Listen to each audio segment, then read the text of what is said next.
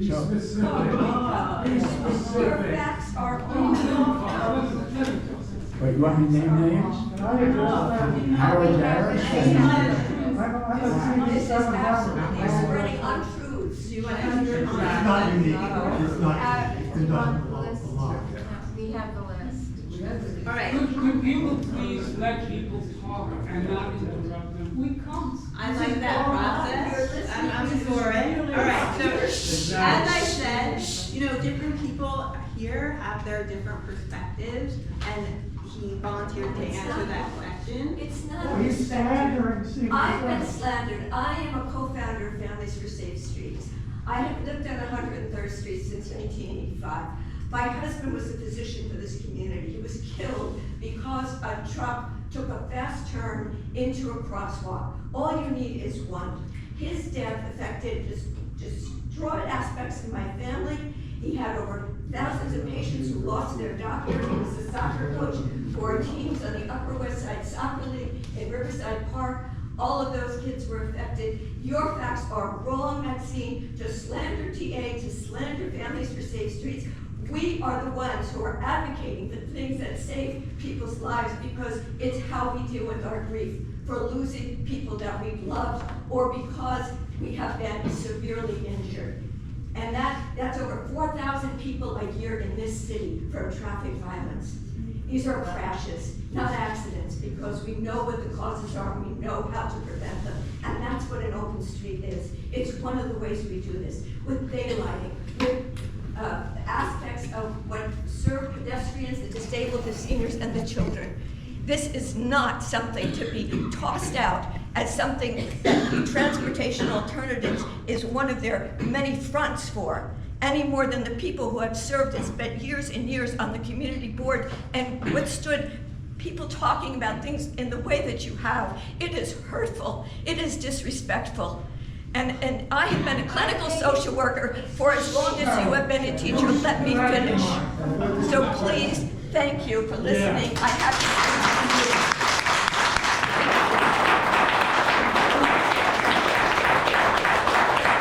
Thank you for your hand. I want to try to get another couple of questions, and I know that you wanted to speak Yeah. for Community Board 7, who. Well, I'm not going to ask speak somebody. for Community Board 7, but there is something in the city called a conflict of interest board, and it rules on when community board members have a conflict of interest. And it says you have a conflict of interest when you have something financially to gain from a board vote.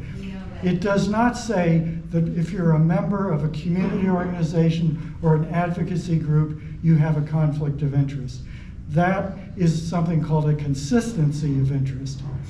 And this has come up several times at the board, and it is really borders on slanderous to continue to accuse members of Community Board 7 from having a conflict of interest. Which would be an We do illegal not- activity. Which would be an illegal activity. Yes. Thanks. Thank you, because you were told that you hurt their feelings, You can't reply. and you were told that. You don't need to. Is it okay? Because I really want to make sure that everybody else gets a chance to speak and you have the mic I mean, first. because obviously there is more to the discussion. You know, I know about the document that he's talking about. I frankly find it reprehensible. Okay. I don't want to spend our time here talking about the rules of Community Board 7. Instead, I really want to focus, if we can, on this open street. So I'm going to ask this next question. If opponents of the open street proposed safety and beautification improvements prevail, will the planters be immediately removed? And if so, is there any chance that they can be restored, and if so, under what circumstances?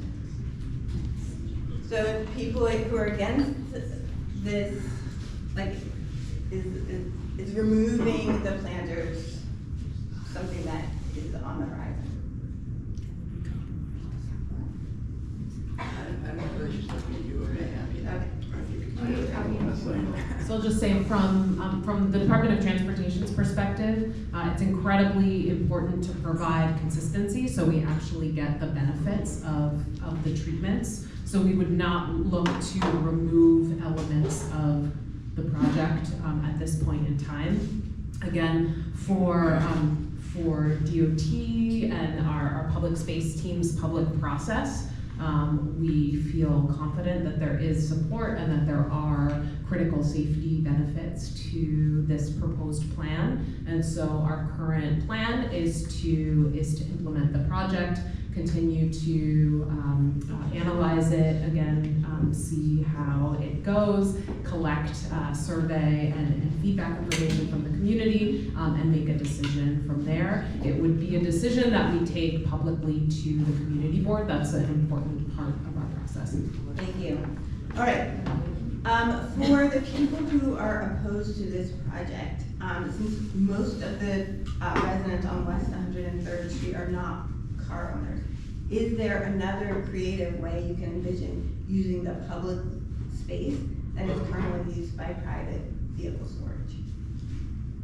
What was the last part of the question? Is there another way that you envision using the public space that's currently used for people with private cars to store their cars? Is there another plan that you have that it can be used to benefit the public?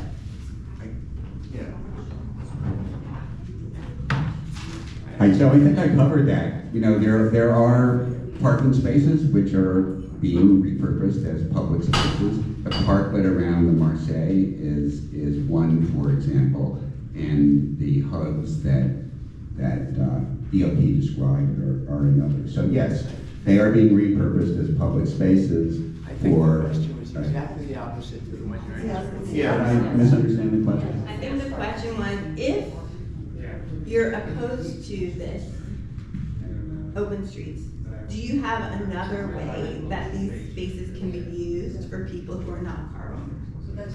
Or not car owners. Okay, I'm a little bit confused. Yeah, this question. I think the simple answer is no. Let's go to the next question. All right, next question. Could you tell us a little bit more about the survey of West 103rd Street neighborhood, about who supports and is opposed to this?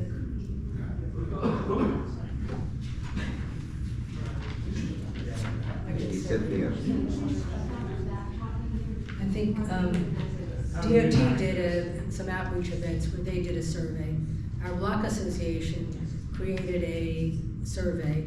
It took a lot of negotiation to figure out exactly how we wanted to word it. And then we circulated that through the newsletters and through, you could also answer on what's it called, Survey Monkey. And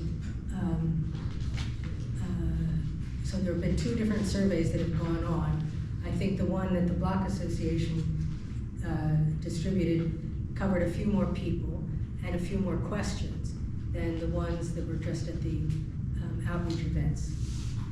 If I could just add, that survey included no questions about loss of parking spaces, because at the time it was developed, we had not been told that it would involve the loss of parking spaces. That survey also did give you an opportunity to say that I do not want this. It was just questions about, well, don't you want, your streets to be safer? Would you want more green space? It never said, are you against? There were a couple of different surveys. So there was the Block Association survey, which didn't talk about parking spaces, but did say, is this something you're for or against? And then the DOT survey that just sought to get more information about like what it could look like and what you would be interested in. Thank you. My name is Paul. I live on 104th Street, not on 103rd. I do not drive a car. I do not have a dog in this fight. I do not, a number of you know me. I've lived for 40 years in the neighborhood. My wife and I, our friends are mostly, I live on the Amsterdam side. Some of you know me, but most of our friends, because of our family background, are either non-English speaking or in the projects. So folks, I'm listening to you, and I've lived 40 years in this neighborhood, and I have never heard us talk to each other this way. And we have had far more serious, grave issues that we've had to face. Something is wrong. So we've got to ask ourselves what. Some of it is a post-COVID atmosphere in New York City. But some of it is, and I'm listening to the way in which this was introduced. We all know that before COVID, there were well-established ways of introducing things into the community. If you wanted to have a sidewalk cafe, you had to put up a notice. Anybody walking by on the street knew when the community board meeting would be. It's great that you went to the block associations. Our parts of the neighborhood don't have a block association. And the community board is well aware that we have very tenuous links with the community board. The normal ways, the elected officials, the posting of signs up on the streets, these were not followed. The first time I saw about this, there was a sign on a barrier on the street that announced the project and gave us, here's the plan, take it or leave it. That's not the way it's normally done. It's normally done, we're thinking of this, do you have input? Here's the time and date of the meeting, and everybody in the community, and I'm sorry, making a friend with somebody who lives in a project is not the process. That is not, the process is democratic and open, and it's posted. That's a sense of democracy. And I have to say, folks, you've introduced acrimony into the community that I have never seen before. I don't really care that much about your project. I now care a lot about what you've done to the community. And frankly, I don't think your project, I'm not sure whether your project is worth it. What I would like to see you do is take a big step back and now give people a chance to make up for the hard feelings. I also don't want to establish a precedent that post-COVID, the previous pre-COVID processes that ensured some degree of community democracy are not respected. And I'm very worried about that. And I see that going on throughout the city, not just in public, but also in income distribution and in all sorts of ways. So I'd like to see you not contribute to that degradation of public involvement. Thank you.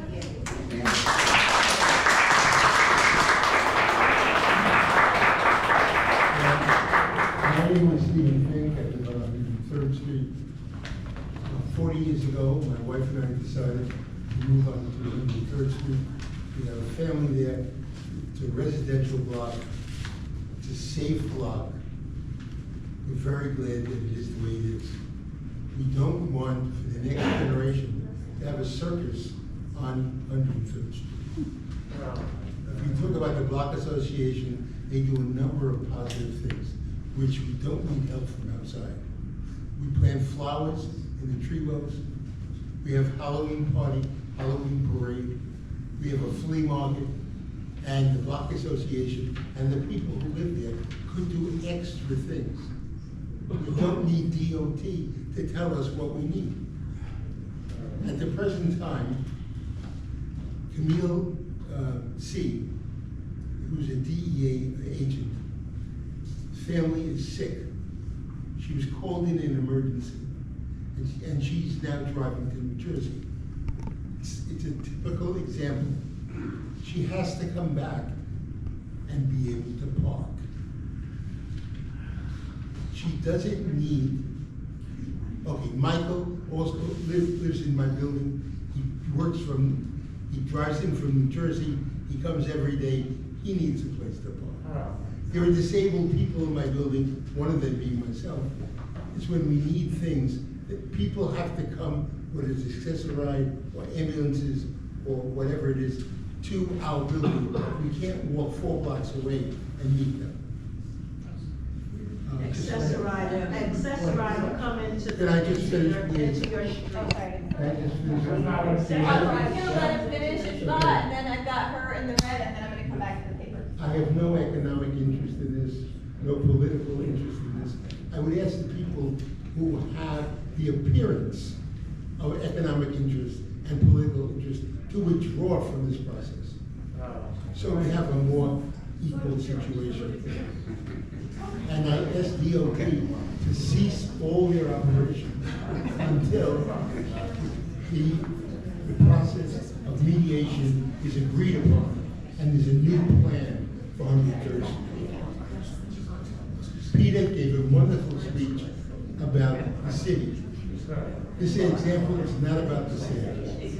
It's about 103rd Street. Tip O'Neill said years ago, all politics is local. And this is a local problem, not a DOT citywide, not a west side citywide.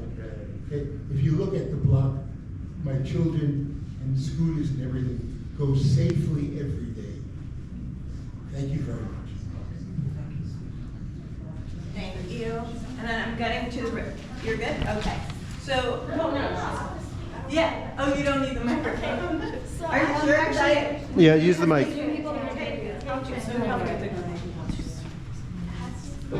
Sorry about that.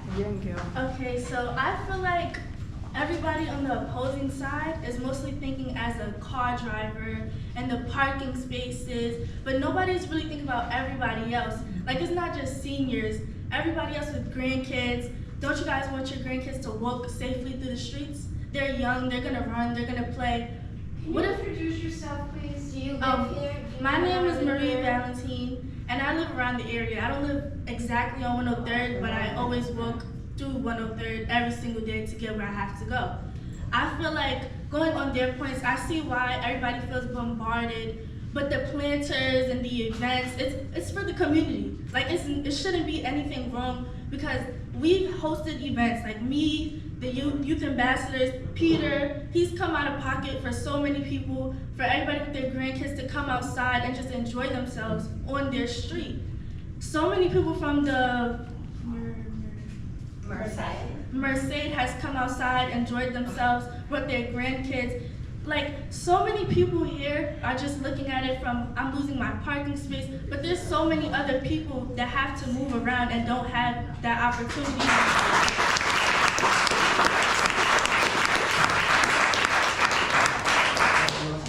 One more point? I just have one more point, because everybody's just saying, oh, there's not that many crashes, there's not that many accidents, but it really only takes one. It only takes one person to just accidentally turn or just speed, but if they're not speeding, they can't really hit anybody, and nobody is seeing that point. What? You can hit somebody. No, but if you're speeding, you're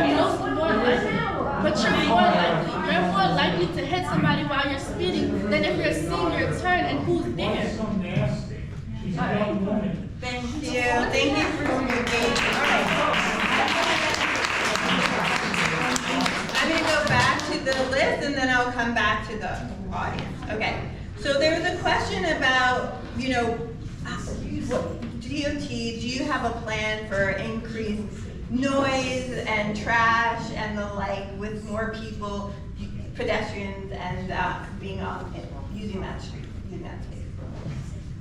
So again, I want to say that this design we feel like is a very light touch, very balanced approach. It's not like one of our more typical public space projects where we're fully closing a street and bringing a bunch of tables and chairs and creating a public space that will have a lot of events and frequent activity. This really is something that we've scaled to what we feel like is meeting the demands of pedestrians and cyclists that are already using the corridor, and again, in a balanced and respectful way. Everything we do, we think about maintenance and the sustainability of it, and so we are working and have, again, our crew through the Horticulture Society of New York that will be providing some maintenance assistance that will be taking care of the planters, making sure that there are seasonal plantings and that those planters are thriving, and that, again, will be in partnership with the 103rd Street Coalition. Thank you. All right, it seems that the way the street is being designed, there's nothing permanent about the changes the DOT is planning to make. So what would be the objection to giving it a trial period of a year or so to see what the effects are, positive and negative, actually are? Then further adjustments could be made after we've assessed the results. I'll catch that one. We've never seen anything reversed. There's no faith that once it's done, it will be reversed. Bedford Avenue. We've never seen anything properly evaluated. What What are the evaluation criteria as to whether it's a success or not? In whose interest? So that's what the resistance is. So it's a lack of trust in the process, and that things will change if given a chance. Do you want to say anything to that? Speak to that at all? So we have made a lot of changes to our projects over the years based on community feedback. That's an important part of our process, making sure that we get it right, especially if we are ever going to take a step to invest in permanent, more substantial change. I will also say that we look to establish the metrics of criteria up front when we're doing a formal evaluation. So something like looking at the changes in crashes before and after is a very key standard metric to how we evaluate the success of our projects. In addition to a lot of the softer pieces of analysis, like how people feel on the block, people who live there, if they like it, if they have issues with trash and maintenance, if those things aren't being well maintained. If you negotiate the criteria for evaluation, that would help a lot. If we understand how you're going to evaluate it, and we're part of the discussion, as opposed to it's imposed on us and we're told it's good by some set of criteria which are not meaningful to the community, and it's a difficult situation. So I'll say we'd be happy to have a conversation about what those evaluation criteria are, absolutely. Thank you. All right, how does this affect pickup for disabled, how does this affect disabled pickup and drop off? And in a related question, were FDNY, NYPD, and medical emergency vehicles consulted? Can you continue through keeping your voice up through the whole question? Because Oh, you're is it fading dropping at off? the end of the question. That's Hold it really- close to your mouth. All right.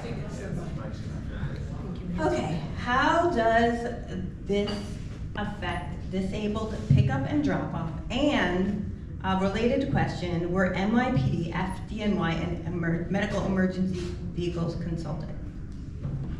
So for all of our projects where we're actually designing markings on the street, in addition to having our highway engineers design and sign off on the plans, we do submit for review to our colleagues at FDNY, the City Planning Department. We design, again, all of the markings on our streets to meet all of the access criteria, particularly for the FDNY trucks, which are large and have certain turning parameters. And the other part of the question? Did you pick up and drop? Oh, yeah, so also a huge part of the design is to maintain accessibility for vehicles on the street, and we know that Accessoride, and again, specifically the Marseille, we looked kind of very closely at their curbside demand, where their entrances are, to make sure that... Buses at Hostling International. Yep, and the buses, again, key to our design is maintaining parking and curbside access consistently across the entire corridor, so that even if you are offset from where maybe you typically parked your car, you're not very far away. So why is there a lawsuit against the city? Because it potentially violates the rights of the disabled people. The question is about a lawsuit. Well, I'm listening to what this lady just said from DOT regarding disabled access. But if you had some feedback from other open streets in other neighborhoods, there are many complaints to the point that there is now a federal lawsuit and our city against our city too, because it does cause, it seems, problems for disabled people and access to them and access for them to get to certain places. Can you tell us about this lawsuit that was filed against Open Street in April 23rd of this year? So you're referencing a lawsuit that was filed against Open Streets, and you're also asking a question that was my next question here, which is, what's been the experience of other neighborhoods with similar projects? There is a federal lawsuit under the ADA Act, the American Disabilities Act, against the Open Street project in New York City. Also, I want to mention something about the fire department. We have been to the fire department. The take on the fire department is DOT does not listen. They cannot have large, longer the ladders. They can't bring longer ladders down our block because it is too narrow. And therefore they cannot reach the higher buildings on our block given this plan. Obviously, Maxine had spoken with somebody and DOT had spoken with somebody. They have opposing views of what. Well, DOT should know, it's the city, they should know about the lawsuit. I want Go a ahead, response Emily. of the DOT. So I'm, It's your time. I am not in a position to comment on an active lawsuit, but I will say that again, DOT paramount to the work that we do as a city agency is safety, and one key component to safety is providing access for our emergency services. And we design 103rd Street as well as many of our designs to the same standard, which uses the fire department's largest truck. Thanks. Could you answer what's been the experience of other neighborhoods with similar projects? Well, so open streets are very much like children. Each one is a little bit different and special.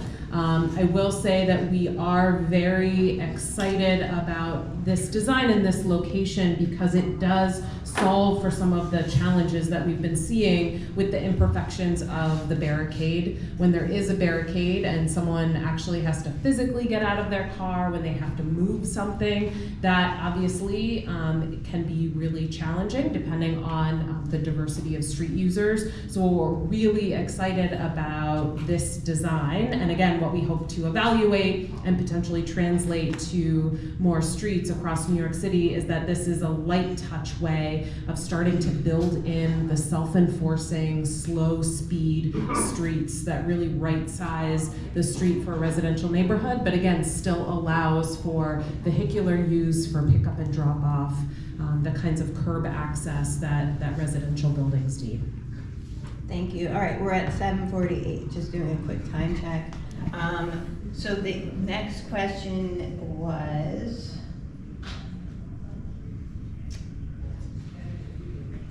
if being an underserved community is a requirement for Open Streets project, if being an underserved community is a requirement for Open Streets project, if that is true, how is this an underserved community? So being an underserved community is not a criteria of participating in the Open Street program or a criteria of our public space projects. What underserved community, as well as a bunch of other critical factors like crash and safety data, for example, those are criteria for how we prioritize projects and how we distribute resources and technical assistance to our partner organizations. Thank you. This next question is, why just the section between Broadway and West End is the only section that's closed? But I believe that is not. There is no section of 103rd Street that we are closing or limiting vehicular access to.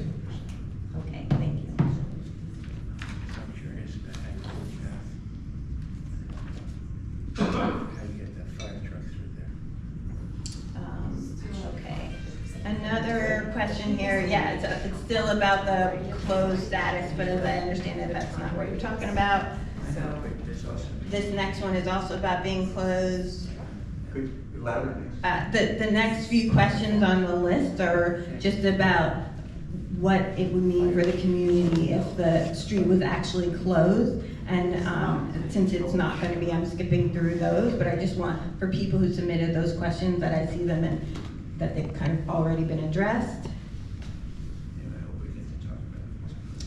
I've not been aware of traffic violations, speeding, or pedestrian injuries on West 103rd Street, and I don't understand the need to install permanent traffic calming fixtures and shorten pedestrian crossings at the expense of valuable parking spaces. I am, of course, in favor of pedestrian safety and would like to hear about the statistics that led to that decision.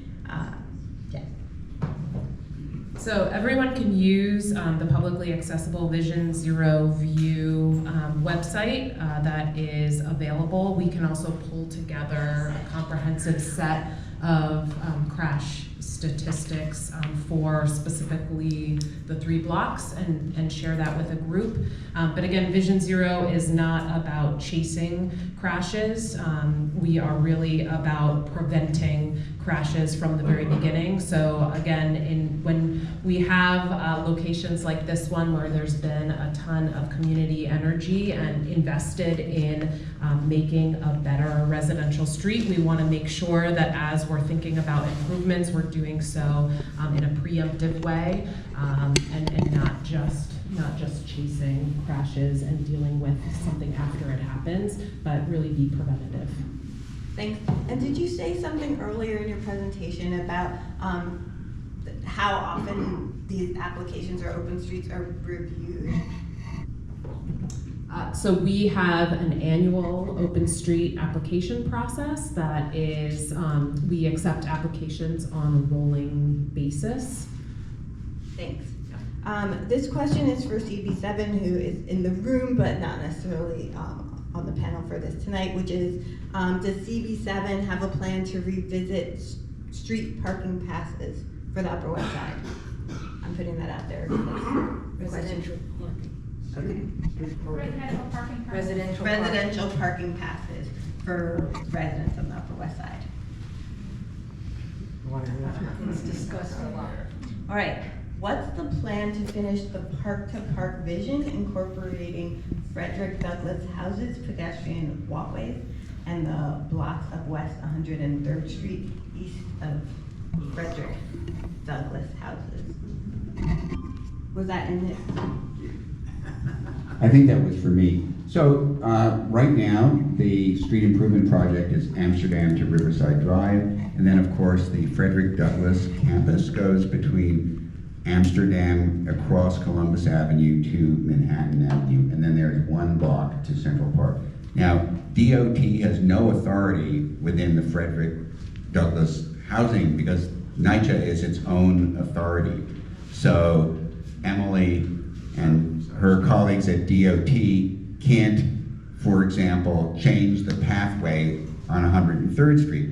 However, we are working very closely with our friends at NYCHA from several of the groups that work within NYCHA, and so far they're very enthusiastic about this park-to-park vision. We even like to say park-to-park with Douglass at its heart. And we also have people on the 1 block between Manhattan Avenue and Central Park West who are very interested in working with us as well. So again, this has been a long, open, community-driven process. It was not sprung on anybody, and I also want to just say we have had dozens of events on the street with lots of posters and banners telling people about it. So I'm very, very sorry that there were people in this room who were surprised by what happened. We really did our best to make sure that there were public notices, that there were banners on the barriers. Some of the opponents have now taken down all of our banners. They took down some of the DOT informational signs. We're in favor of putting out more information so that there's more community involvement. We've really, really tried our best to do this, and we're doing the same at the Frederick Douglass campus and on the 1 block between Central Park West. So we absolutely want park to park with Douglass at its heart. Thank you. All right, I know, Emily, you already spoke to this next question, which is around how improvements will be evaluated and taking community input on what that criteria looks like. I think this is gonna have to be the last question for tonight, which is around street sweeping and snow removal. How will that be affected by this? So the design of both the hubs and the neck downs allows for street sweeping. So the same ASP regulations will be in effect, as well as the same plowing will take place on the street. Thank you. We will make sure that you have all of these comments and